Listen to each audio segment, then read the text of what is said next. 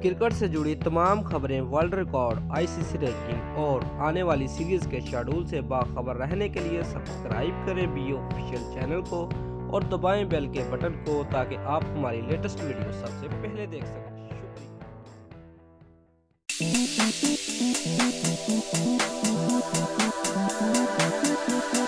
Views मुजाहिरीन की जानब से मैच के दौरान ग्राउंड में सांप छोड़ने की धमकी पर चेन्नई से आईपीएल मैचेस को मुंतकिल करना पड़ा।